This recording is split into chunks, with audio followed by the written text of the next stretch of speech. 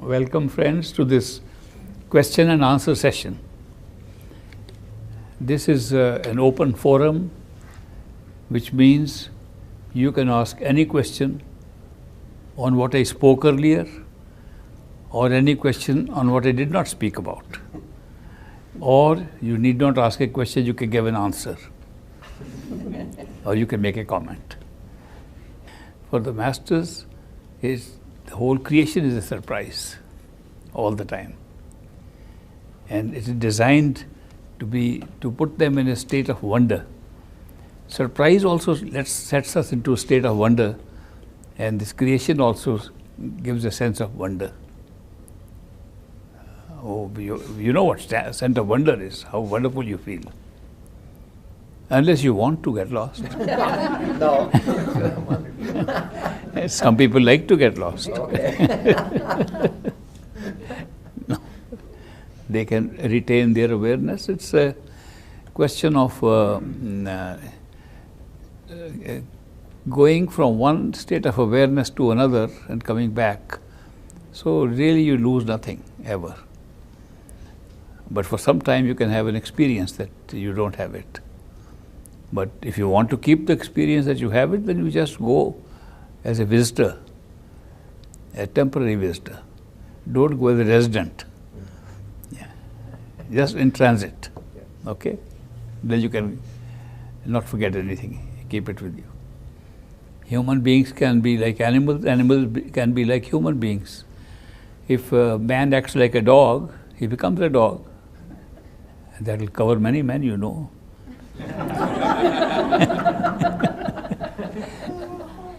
And on the other hand, if a dog has done his term and he has progressed, done his karma as a dog, he comes back as a human being. The only life in which we create karma is human life. All other lives, whether dogs or animals or birds or angels, are all lives to pay off karma, not to create. We don't create karma as a dog. We don't create karma as an angel. We don't create karma in any other life except human. But we pay off in all these. We can pay off a karma in the physical world. We can pay off our karma in a dream world. We can pay off our karma in the astral world. But we don't create there. So we call them Karam Juni, a life where you create karma, and Bhog Juni, where you pay off karma. So dog's life is a payoff. Yeah. But of course people migrate from one to the other because they're all life forms. They have the same soul. Only the level of awareness is different in different species. Plants also have the same soul that we have. Plants also are incarnation. So we move. One thing I've noticed is that when you have a multiple types of karma, that means a person has died with karma which requires he be an insect for 30 seconds, he be a snake for 6 months, he should be dog for 2 years, 3 years, he should be then a human being.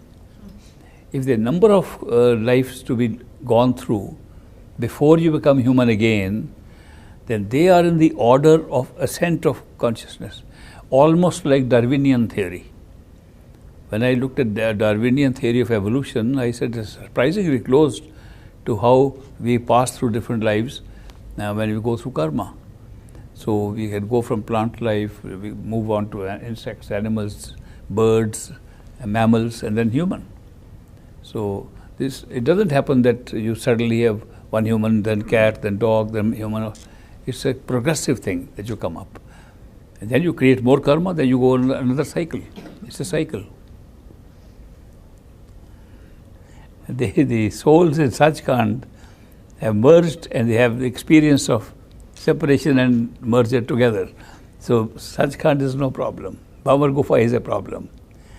Bhamar Gufa is a problem that if a soul gets trapped there, that means the soul was with a Sadguru, not a Satguru. First of all, that from Parbrahm they descended to Bhamar Gufa and couldn't get out. Bhamar Gufa has been called the whirling cave. It's like a cave because dark. it is the origin of darkness. Bhamar Gufa creates the whole concept which creates darkness even here. So it's the origin of darkness, and therefore it's very deep dark. It's so dark that even a soul with the light of 16 suns of the physical plane is not able to go through, not able to see the other side. The other problem is you go into that Bhamar Gufa from one end and think you're moving straight, and you come out from the same place back again. So that's what's called the Bhamar Gufa. There the souls that have been trapped, when they are seeking, they find a Satguru who takes them across. But before taking them across, he brings them back to the human form and then takes them back. They give a lot of importance to the human form because they have to make him into a seeker. And although you are seeking in the Bhamar Gufa, you are not a seeker in the sense you are here in the physical form. So they bring them back. There are other souls in different levels besides Bhamar Gufa. And if they are stuck somewhere and they are seeking, the perfect living masters, in response to their seeking, bring them back to the physical form, then take them back. Like that. I met him a number of times. Okay. And I became his friend, although he was much senior to me. He was very old when he came. Right. Julian Johnson, as you might know, was a missionary and came to India in his missionary work in Calcutta, on the east end of India, and he was doing missionary work, converting people to Christianity. But then 2 Christians in the United States had mentioned to him Great Master's name. So he wrote to the Great Master that I have heard about you and I want to come and meet you. And I understand that you don't distinguish between Christians or Hindus or Muslims, and they all are your followers. So the Great Master said, all right, you can come, take a train from Calcutta, and the train will not stop. The non-stop express train does not stop in Beas, the Dera. So you can stop either in Jalandhar, 25 miles earlier, or stop in 25 miles later in Amritsar. So somebody will pick you up. If you come to Jalandhar, it's very easy.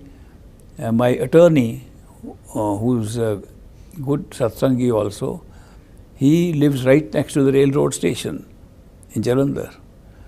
So he'll drive you the 25 miles to the Dera. So Julian Johnson arrives, and before he arrives, Great Master tells the attorney, whose name was Bhagat Singh, he tells the attorney, let's play a game. Now I am telling you this story because people think that masters are very serious-minded, people giving serious discourses. They don't realize how mischievous they can be. He told Bhagat Singh that let's play a game on this guy. He's coming from America, and so what I'll do, I'll hide in your house. I'll come beforehand and hide in your house. You go and pick up Julian Johnson at the station, railroad station. And then he say, let's go home and have some tea. He will say, no, I've not come for tea, I've come to Master, let's drive. He said, no, what's the hurry, don't be. Try to persuade him to come to the house. And he'll be a little angry with you. He'll also get a little angry with you. That what is this guy thinking that tea is more important than meeting the Master? But then you bring him to the house and then you say, Dr. Julian Johnson, I have a surprise for you. And then he will come in and I'll meet him. That's exactly what happened. Now Julian Johnson landed at that station and Bhagat Singh was there to pick him up. He said, welcome, I recognize you. Not too many foreign-looking guys come. You are a tall, foreign-looking guy, so come. And he took him home. He said, we'll drive after some tea and relaxation, we'll drive.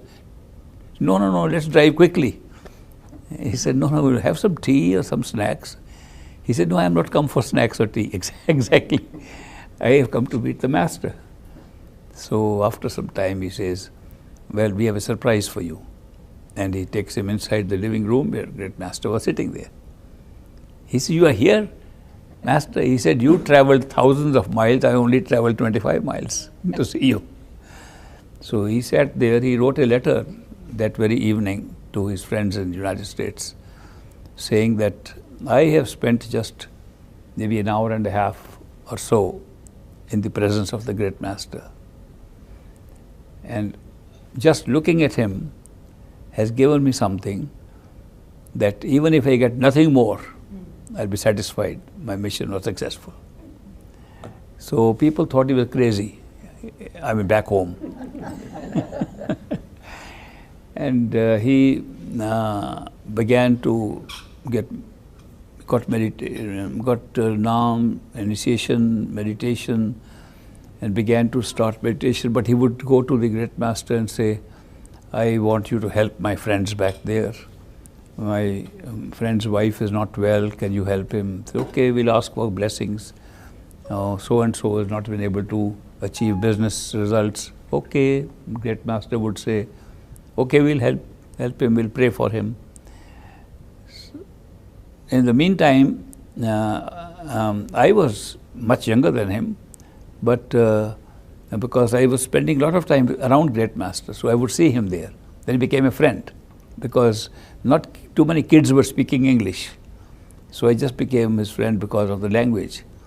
Then we began to talk about things, and for serious meditation, he went and dug a cave on the bluffs of the river, because he found that many sadhus and many yogis were working by meditating in the caves. And maybe it's a much better place to meditate because there's no disturbance, and you can even have a door shut. So he made a very modern kind of a cave, a good cave with a door and nice place to sit there for meditation. A couple of times I also meditated in his cave. It was called Johnson's Cave. So while going to the cave, I would walk with him and share many things. One of the things he mentioned to me was that I came to this master thinking that the master is a wish fulfillment machine. So I could put any wishes of people and get them fulfilled. Now I am realizing that the karma which we have, good and bad, is a great thing. It's a platter given to us on which we can become seekers. And I've stopped asking anything from the master. I find that bad karma is as important as good karma. Because if all our karma is good, we don't become human beings. We go to heaven. Many heavens. If all the karma is bad, we don't come as human beings, we go to hells. Many hells. It's only when you have a combination of the two that you have a chance to be in human life. All human beings have a mixture of the two. Sometimes it looks to us like some have more bad karma, some have more good karma. That's also an illusion, because the karma that is visible to us is of two kinds: the tangible things they have and the intangible thing they're going through. We can see a person, a lot of money, celebrities. I met some celebrities in Hollywood, actors, big well-known actors, actresses, and on the screen they look so happy and joyful. Personal life, terrible. Misery. Now, a person watching them will say, what a good karma. He's become a celebrity. Look, he's a millionaire, millions, big mansion they live in. And when you find the intangible relationships, they suffered so much. That woman ditched me, that man ditched me, and what did I do wrong? So I'm so desperate. Depression is so strong amongst them. So if you take the tangible and intangible all into account, you find all of us are pretty well balanced in the two. It's just that some have more tangible assets and less liabilities, some have more tangible peace. Poor people, some have very big contentment. In India, in a land where Krishna was born, I went to see poor people in a state of ecstasy and happiness. Now, I'm not talking of that ecstasy which we talk of here, but it was just a joyfulness. But they did take something, because after a hard day's work, they would sit together and sing together. And in the singing, they got so excited and so happy. Happiness was writ large on their face. They were all very poor people. So here the poverty of those people is being matched by the happiness they're getting from something. On the other hand, the riches of the people is creating so many people who are rich with a lot of money are worried about money itself. A study was done in Boston recently and published where a researcher took a study of people with $10 million or more of assets or worth, money-wise, wealth-wise, to see how happy they are. And he found all of them unhappy. And he checked with one guy who had $10 million of assets, that how can you be unhappy? You got all the money, you say money makes you happy. He says, I went to the university, Harvard, I got a doctoral degree there, I set up my own business, worked very hard and developed my wealth by working hard. Look at my neighbor, he went nowhere, no schooling, and he has got 20 billion worth. How can I be happy? So the man's happiness is dependent on somebody else. So these are factors which you see that they balance them out. But Julian Johnson realized this, and it was a big discovery for him. But then the more important thing is that he spent a lot of time, a few years, he was not there too long, a few years. After a few years, he decided to accompany the great master to Kashmir. And there in Srinagar, the capital of Kashmir, he wanted to get his picture taken. He said, I don't have any good picture of yours. And these little old, small Agfa and Kodak cameras did not take good pictures. I want to get a picture of the master in a studio. So the studio was run by Mr. Mehta. It was on the bank of the river. It had two parts, a studio downstairs and a store on the top. So he went from the top part and he said, I want to get a picture taken with somebody. And the great master was waiting in the car downstairs. So he said to his assistant, go and take a picture. This is an American tourist has come. And maybe he has found some good-looking girl and he wants to take a picture with that girl. Go and take a picture. So the photograph was taken. After 2 or 3 days, come and pick up your prints. When he went to the store, the man said, let me check up how the prints have come. And he saw the picture of a white bearded man. He said, you Americans are so stupid. You are taken in so easily by these. I thought you got some pretty girl's picture. Julian Johnson said, no, he is my master. And he said, look, you are in a country, there are all fake masters all around. And don't be taken in by these. You are an intelligent person. What do you do in America? He said, I am a doctor, I am a surgeon, and I have also been a missionary. But I have found this master, and I know he is a perfect master. He says, he has fooled you. He cannot be a perfect master. There are no perfect masters. They are all imposters. He said, but I can tell you this one is a perfect master. You may not believe, but anyway, let me take my pictures. He said, you are really a doctor? He said, yes. I have had a back pain for a long time, that man said.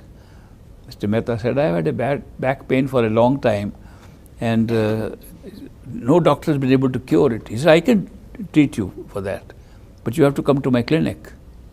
Where is the clinic? In the Dera, where the master is. Okay, I'll come for the treatment.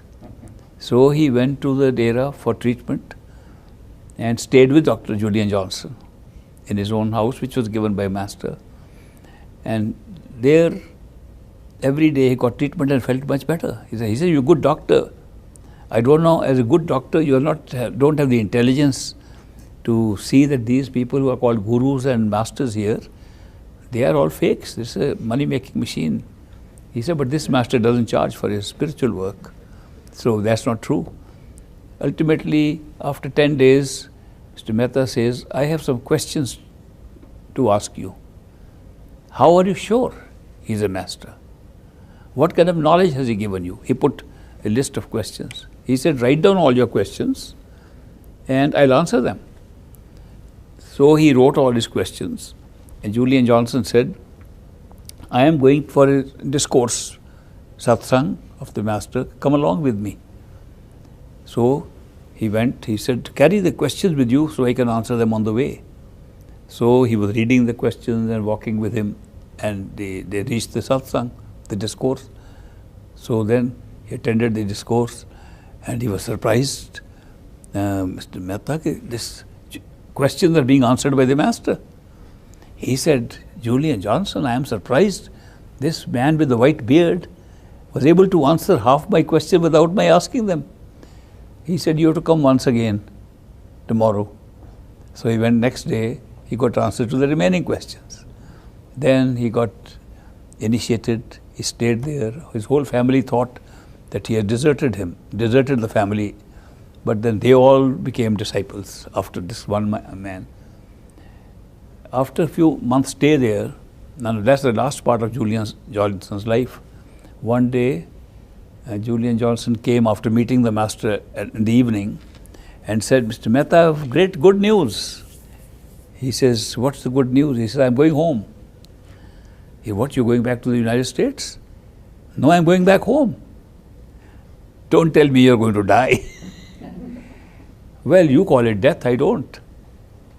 He says, how do you know? He said, because I've seen it. I saw that next week, another guy from the American consulate in Lahore will be coming and arguing with me about this, my following this path, and he'll have an altercation with me, and I'll be sitting on this chair, he'll be sitting here. He's telling the whole thing. He'll knock me over, my head will hit here, and I'll die. Physically I'll die, but I'll be going home. Master told me I'm going home. He said, don't scare me by such stories that you are going to die and you're giving details of it. That's exactly how he died. And Julian Johnson, that consulate man, came. Then great master said, don't pursue any case here. So, but he told him 7 days earlier, he told Mr. Mehta. Now, I heard from the horse's mouth all the story because Mr. Mehta happens to be my father-in-law's younger brother. So within the family we were able to hear. And I, of course, spent a lot of time with Julian Johnson. What I liked about him was that another girl came from the United States. And she was very, she was a yogi that means. She had traveled to so many places and she had written a book called The Unquenchable Flame. I don't know if anybody seen it. The Unquenchable Flame by Elizabeth Bruce. Her name was Elizabeth Bruce. And Great Master said, well, you both guys are lonely, you get married, and she became Mrs. Johnson then. So she married the dear Elizabeth Johnson. So that lady, after she married, says, I was spending time with Johnson, I went and saw her as a child. I was very surprised because she had peas, you know. What are green peas that we eat? Green peas in a jar. I said, how have they come into the jar? I only see them in the pea pods. So as a child, I was impressed by peas can be preserved in a jar. And that's a big memory of mine of Mrs. Johnson. Anyway, we had a great time with Julian Johnson. I spent a lot of time. And he made great progress. He was able to see his past lives. Several past lives. Right up to the caveman, when he was a caveman. And he did something horrible when he was a caveman, which he said, how could that karma come back? But the Great Master said, no, that was part of your sinchit, now it's gone. So he had great experiences. But the book is nice. A lot of people have come on the path because of that book, Path of the Masters. Okay, now this, I want to tell you this prasad is food. And it is blessed food. The blessings are in it. But don't think the molecular structure of it has changed.